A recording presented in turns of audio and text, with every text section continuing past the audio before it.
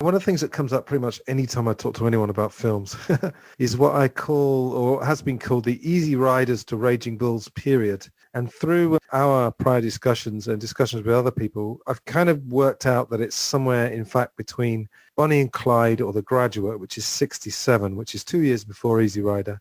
And it goes up to about Raging Bull and probably the film Heaven's Gate, which I've never seen, but which apparently nearly bankrupted the studio. I don't remember the studio, but... So, the way I would characterize that period is that it was an amazing time. I mean, obviously you had the 60s in music, and I feel like new Hollywood, if you want to call it that, the Hollywood new wave, it kind of followed 4 or 5 years behind the music, perhaps. I don't know. That's probably debatable, but I feel like it was a period where you had the first film schools. So you had, Scorsese, Coppola, De Palma. I don't know if Spielberg went to film school, but anyway, they're coming out of film school. There was also a period where the film execs were doing a little too much of the Colombian marching powder, and they kind of took their eye off the ball, as we'd say in England. Probably say that anyway. The director started to get a bit more power, and I think it was just a sort of liberal, not politically liberal necessarily, because Nixon was in the White House, but liberal small L feeling of kind of anything goes. So all these film school guys, the film brats as they called them, been studying Russian and German expressionist cinema, French New Wave, Italian neo-noir, that kind of thing. Right. So you had this amazing run of 10 years or so of films that kind of looked a lot like documentaries. I mean, you told me you watched French Connection recently. That's a very good example. It's got long tracking shots. So are you very familiar with that period of film, and would that be among your favorites, would you say? Yeah, absolutely. I would say it's interesting to look at my list and without giving away my top films in the order that I'm going to be presenting in my countdown. It's interesting when I look over my films that are really, let's say we're kind of discussing our sort of what's in our top 100 films. And I look at the dates of those films, and it's a really interesting combination of years. And I think I've really tried to be objective in looking. I think it's important when you look at a film to also understand the time range and what was sort of happening in the world, not only happening in the world, but happening in the micro world of film. And as you say, the American New Wave, as you call it, really kind of followed, the Italian New Wave and then the French New Wave. And it's interesting, I think, some of my favorite films are from the 50s. I have a really good handful of films that I think were even cutting ground. And of course, they were coming out of the neorealism, the Italian movement, especially with some of just this. You mentioned Nebraska being a quiet film. And I think that was sort of the approach. And you can still see the effects of that Italian neorealism, more showing. You were saying long shots. I think the idea that you tell through the pictures and sort of the tone of the film. And so I think, obviously going into the 60s, I mean, it was a big cultural revolutions happening. And I think American studios started to take more risks. Films of that time era were very cookie cutter. They were very formulaic. They followed a very safe platform. And I think as the 60s started changing these things, newer directors started coming in, newer actors that started trying things. And of course, the studio, like you said, if they were on a runaway Coke train, they sort of just allowed directors and filmmakers to experiment and just sort of rethink the way films were shot. And I think we got some great films through the 60s and 70s. I mean, if you're saying the Easy Rider or the Graduate period to Raging Bull, I mean, that covers a good 15 to 20 year period there. I think dominated by the 70s, though, really.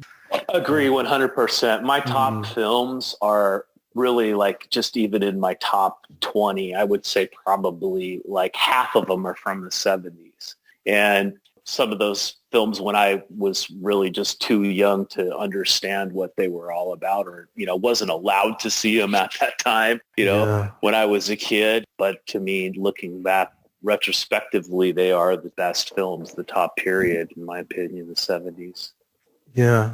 My film education was strange because, I mean, strange in a good way, because I had a school friend whose name is Edmund, who I'll get to listen to this because he loves films as well. And his mother had an incredible VHS, as it was then, collection. For the kids out there, that's a kind of clunky version of a DVD. And she had all this old stuff, and nobody was forcing me to watch Hitchcock and, 50s sci-fi, like Invasion of the Body Snatchers and The Incredible Shrinking Man. I voluntarily watched those, and we kind of raided my friend's mother's VHS collection, as I said. And I was being exposed to, I loved Rear Window when I was like 13. It's ridiculous. And I remember watching The Deer Hunter when I was at probably 13, 14, the same when I was at school. Right. Wow. So I don't know if that's impacted my life particularly, because musically I was sort of into the stuff any 13, 14-year-old was into. But film, I kind of had a bit of an edge going on there. And I don't want to give away your list, Jcrash, but if I could just give the audience a few examples of ones that would perhaps be on both of our lists. Sure. And any of these that you don't want to reveal, we'll cut out in editing. But, from this Easy Riders Raging Bulls, I mean, typical examples would be One Flew Over the Cuckoo's Nest, Jaws, which I know isn't on your list. That would be on my list, but that's perhaps more sentimental as well as it being a great film. But, Midnight Cowboy, Marathon Man, and then The Graduate, you and I have discussed. And interestingly, 3 films with Dustin Hoffman, so that kind of that kind of does give you an idea of the impact of his acting, the type of films that he's done. That's interesting, because I didn't do that intentionally at all. I was just kind of scanning the list you gave me. But right, I don't think you do that consciously. The roles that he was able to play, the diversity that he showed in his roles. You're not thinking Dustin Hoffman's my favorite actor, therefore I like these films. It's more like you like these films, and then you realize, one of the common denominators is Dustin Hoffman. Yeah. I mean, there's other ones, of course. I mean, obviously, De Niro, Pacino, Jack Nicholson, they're all over this period.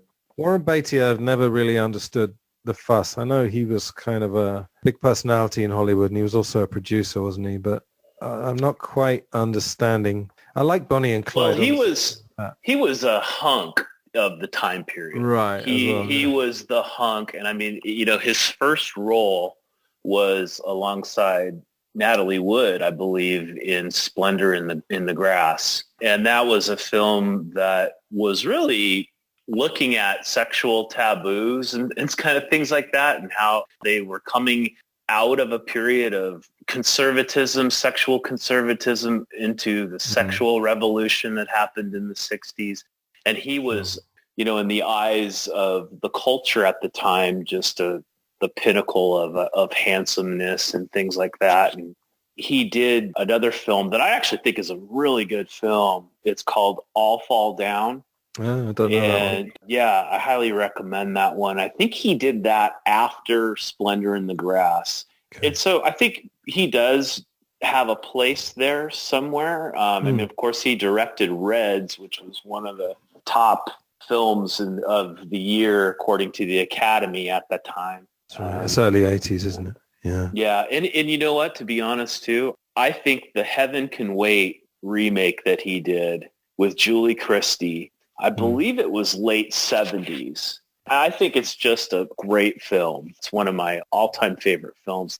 Maybe not my top 100. So I think, Warren Beatty wasn't as, let's say, cutting edge as maybe, a De Niro or a Jack Nicholson, somebody like that. But he definitely played a part. Yeah, another example, obviously, of the 70s is Taxi Driver, and then Raging Bull, of course. Sure. I think Raging Bull is, sorry for the pun, but pound for pound, my favorite film. That's obviously a film which is in the world of boxing. Rocky, of course, is another one. I do like the original Rocky.